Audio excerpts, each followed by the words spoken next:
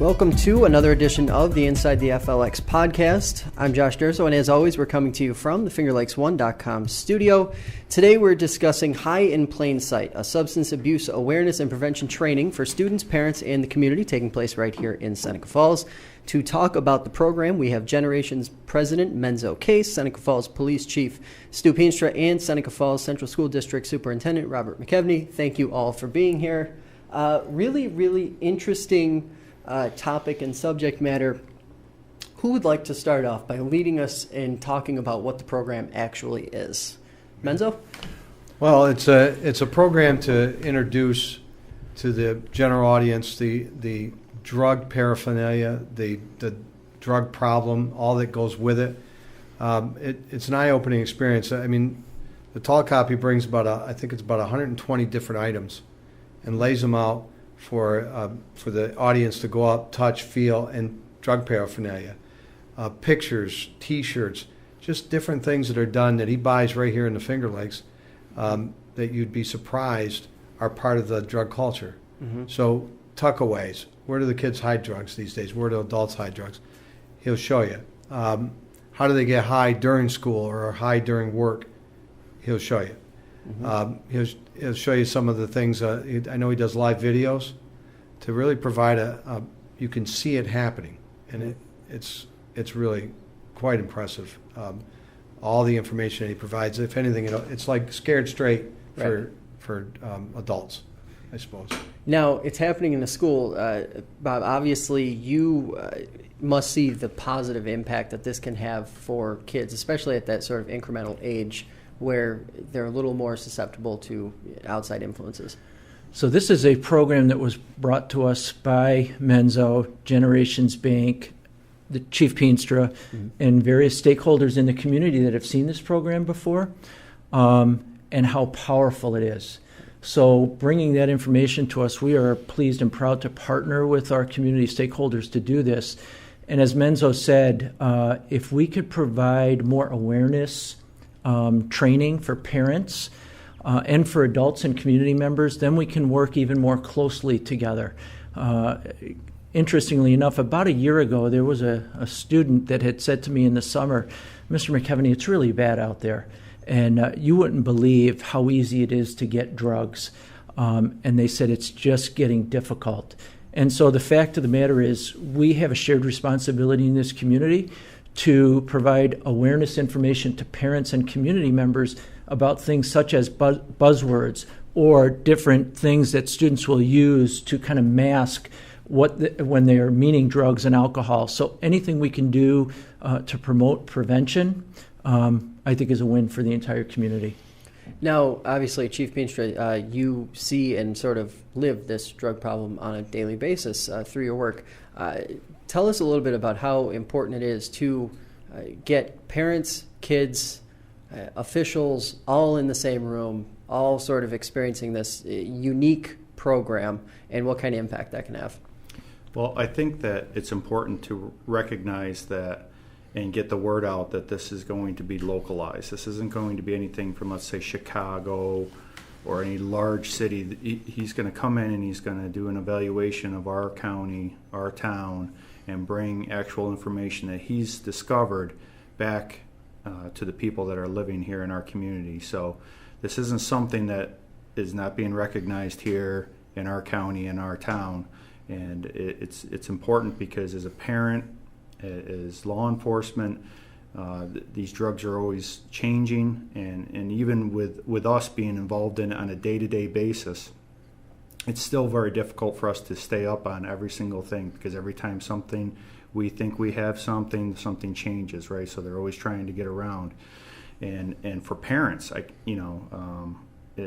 can't imagine, because they're not really hopefully living that world. And for them to be able to recognize if their child is on drugs, I've had a lot of parents come to me and say, how do I know if my child's doing heroin? How do I know if my child's doing marijuana? So we try to give them some tips, but this will be very important for people to come out, parents, grandparents, nieces, nephews, everybody to come out and really get a good idea of what's going on in our community. Now, how important is that sort of unique part of the experience? So seeing the things, touching the things, sort of almost like you're there experiencing it, as opposed to just reading a book or reading a pamphlet or something like that. Is there an educational advantage to that style? I think there is, because I think that's the part where we can take it from an awareness to a skill set. So if we can provide parents with skills on taking that conversation even further, with knowing what the items are, paraphernalia, or even what some of the street names are for some of these things, hopefully that can drive conversation in homes and within the community, so that that conversation can go further. Right now, there's some sense that it's a disconnect just because adults are not on the same page as kids with terminology and some of the paraphernalia. We're hopeful it goes even further so that they can drive that conversation and hopefully allow young adults, children, to know that the community cares and we want them to be safe. Now, Menzo, you obviously, some people might be listening to this and saying, Generations Bank, why are they investing in this type of program? But there's a point to this, which I'm sure you've already realized, is creating the next level of education obviously creates a better population. What kind of influences drove you to want to really get involved in this kind of program? Well, we've worked with the police forces throughout sponsoring DARE for quite a number of years now, I think about 15 years. So with that, we became more than just a sponsor. We started to participate in the graduation each year, to go on stage with the kids, to sit down in some of the classes. We've also participated in the annual training with DARE officers and sponsored that as well. And being introduced to this gradually over the few years that we've done this, it was eye-opening for us. And I can't imagine not having this information as a parent or as a mentor for a young person. It's so important because they're exposed to peer pressure is a big deal. And doing the right thing doesn't come naturally. We have to help them make right decisions and fully informed decisions. So these kids, they got to know that heroin is a once use, you're in deep trouble. Once you use it. And it's not really where we have to go. We can show them so many other things. So we can show them how they're being lured, and then hopefully we have some alternatives. So from a company standpoint, Generations, we're in this community. We've been here 150 years. We're part of it, and our families have kids in these schools, and we have officers on the road. We want them to succeed. So if we've got to throw dollars at it, that's what we do, and that's the only way to get it done. It takes money.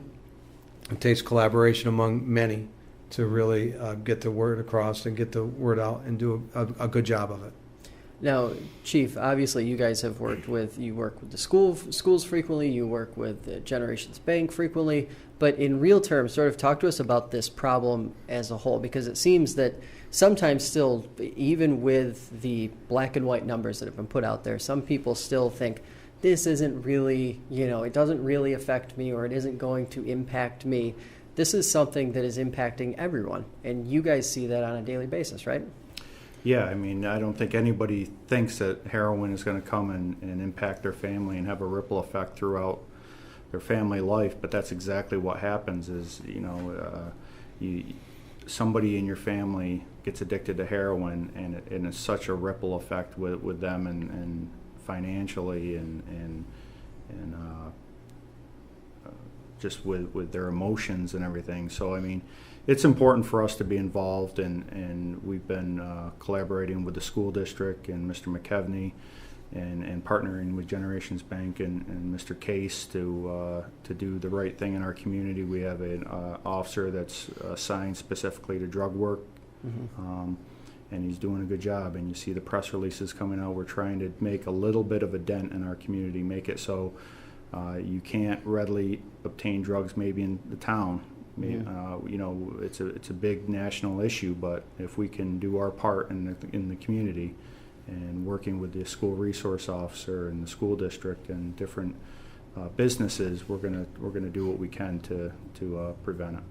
Now, one of the things that I wanted to ask all of you is sort of how, especially in the school side and on the law enforcement side, how technology has kind of changed how you guys have to teach these types of things, and also how you have to kind of police against these illicit activities.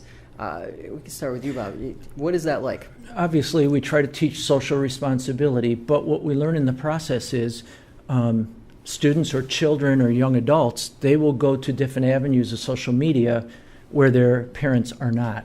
So the fact of the matter is, probably the education part there is how can we equip parents with the skills with social media to kind of be able to navigate some of the avenues that their children are going, especially when it comes time to understanding what the buzzwords are, what the key phrases are, or if I'm going to a camp out, or if I'm going to the rec, or if I'm going to a bonfire. How can we let them know what some of those clues are where they need to ask more questions, or if they're looking at that with social media, or also encouraging through use of cell phone devices, communicating with your child and giving them skills about saying, where are you? Let me talk to the adult.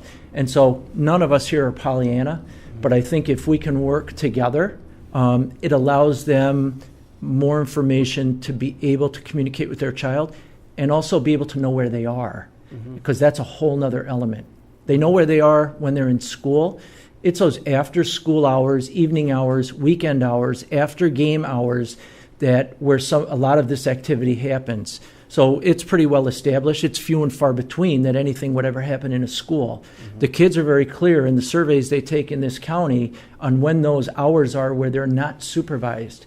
And that's the piece where if we can equip parents and community members and guardians on how to ask additional questions, it will promote communication. Chief, same question to you. On the tech side, how do you guys sort of stay ahead of the curve and have to explore these other avenues to prevent this problem from continuing to get worse? Well, just by, again, educating ourselves, keeping up with the current trends. These are all evolving, and we'll see current words that we're like, what is that? What does that mean? And we do some more digging, ask some more questions, and then we find out.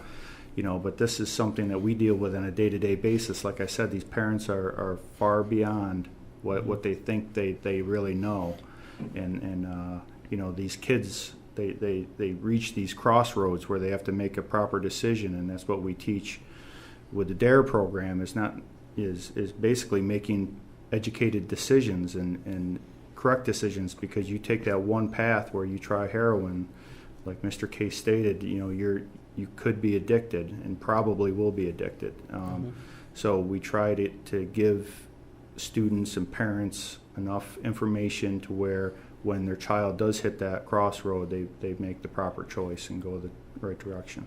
Now, I just want to go around the room, and what was the first time you either saw or heard about this program? What was that first experience like? And obviously it had a significant impact on all of you, but I wondered what those first interactions were like.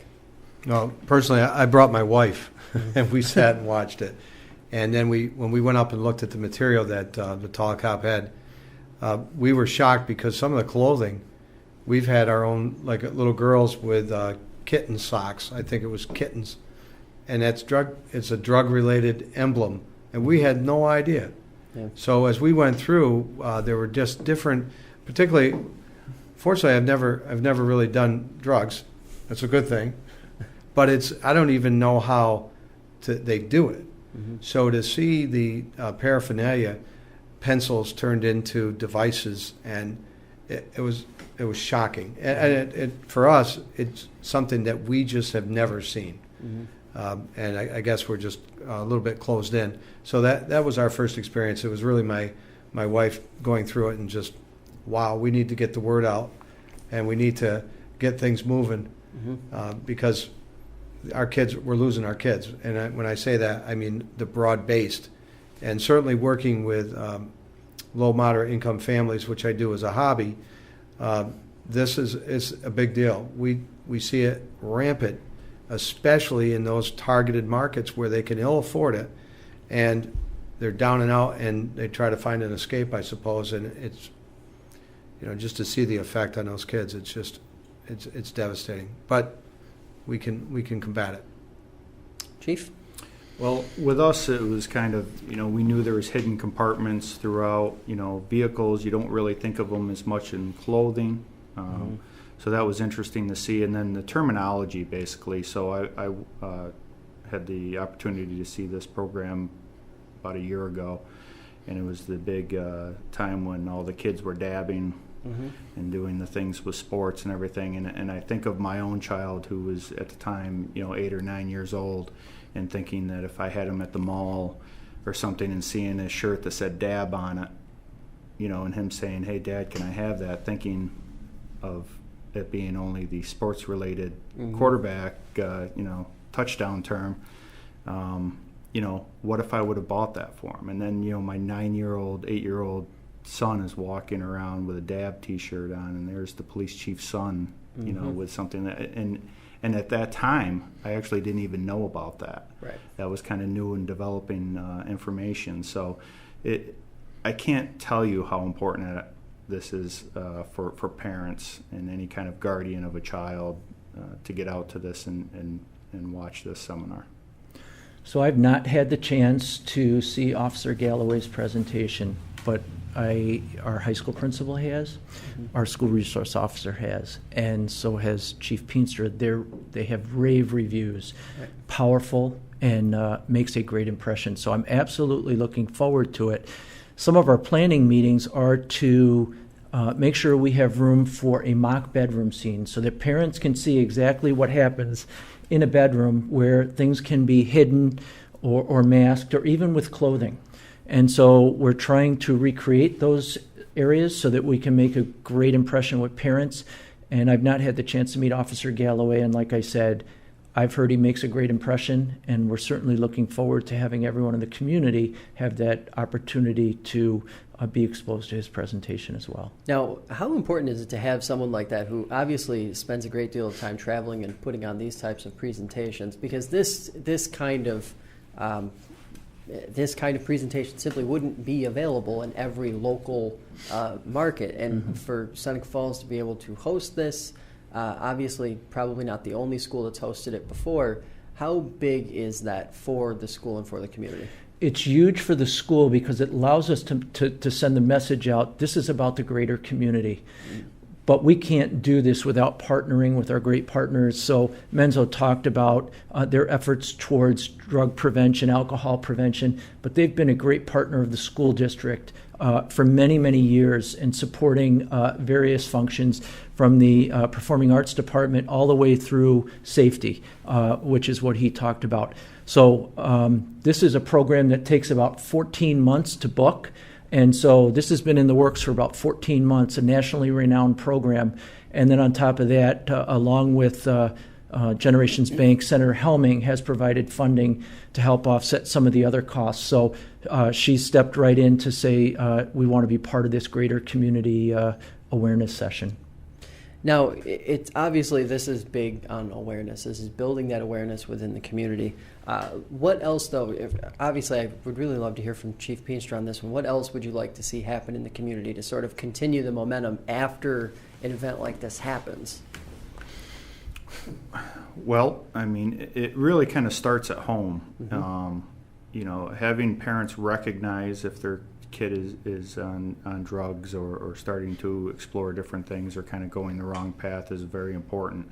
We want to prevent us from having to go and arrest a child or deal with a child that's stealing because they need money for drugs or different things like that. So it's not like we're part of this program because we want to make more arrests. We want to actually prevent these kids from getting involved in the first place, and ultimately makes our job easier in the end. If we can keep these kids off drugs and get them on the right path, it's just all in all better for the community and better for us. So Josh, if I could just jump in, we have just recently approved a table for the Seneca County Substance Abuse Coalition. That is a great resource for parents, and we have great resources in this community. So we're hopeful that following this, they are aware of greater resources that we have in this community that we can help support children with. Now, as far as the program goes itself, if one of you would like to just give us the 411 again on when, where, how easily they can attend, anyone who lives in the community, if you'd like to. Yep, so the program in the evening is 6:30 to 8:30 on Wednesday, September 27th at the Minders Academy Performing Arts Center. Open to all community members. We're not going to turn anybody away. We actually are going to, our Teachers Association is going to sponsor dinner for any families that want to come a little early, 5:45 to 6:30. We're also going to provide childcare for those families that feel like normally they can't make it. We want to open the doors and welcome as many people as possible. So we have some great partners to provide that. And then on top of that, another way that generations have stepped right up to the plate, we're also going to offer some door prizes at the end, some tablets, some gas cards, grocery cards, and other things to hopefully attract more people to come.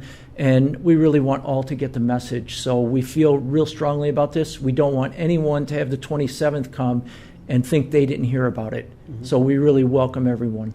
Well, I really appreciate the three of you coming in to talk about this today. Obviously, a really interesting program and a really interesting subject. Thank you. Thank you for having us.